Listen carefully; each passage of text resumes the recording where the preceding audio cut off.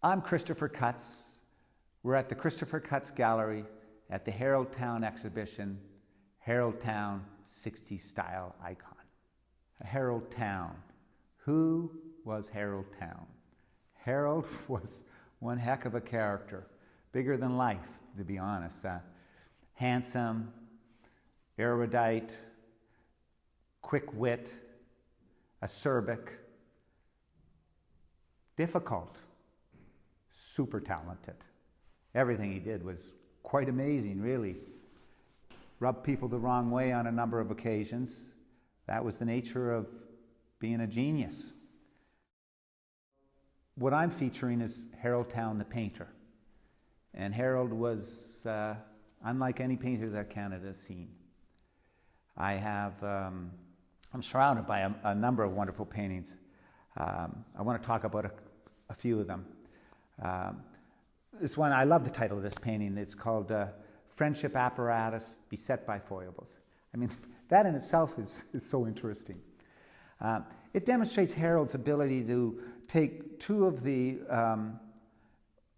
fundamental components of abstract painting in the time, that being layout painting and gestural action painting. Let me give you a couple of examples. Action painting is very visceral, expressive, it's existential, it's there, it happens, it's a splatter. Layout painting is purposeful. They want to create a composition. There's certain forms, there's shapes, you move around the composition. Friendship apparatus beset by foibles shows you both of those elements. After Harold came out of the 50s and great exponent of the vanguard of the time, abstract expressionism, he became very interested in working in more serial nature with paintings, and he developed two particular important bodies of works came out of the early 60s, the set paintings and the Tyranny of the Corners.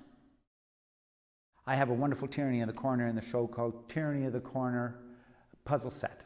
Harold referred to the Tyranny of the Corner paintings as, well, he said the corners of the paintings seemed to be like the uninvited guests to a party.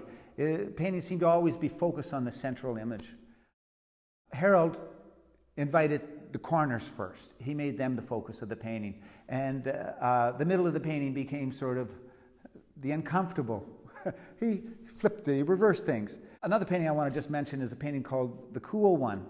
I had a guest at the gallery the other day ask me, I don't get it, what's that all about?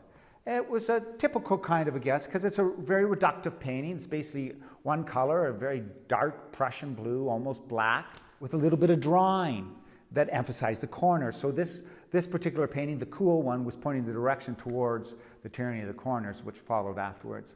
The painting, very simple. However, you spend a little time, you think, well, it isn't just a monochrome. There's a little draw of red in one corner. And you see that, your eye, of course, immediately goes to that. And then when your eye relaxes a little bit more, you see another hit of red, but fainter in the other corner. So these are the upper corners, not parallel, just a little bit off. And of course, subconsciously, we see that all the time when we move back and forth.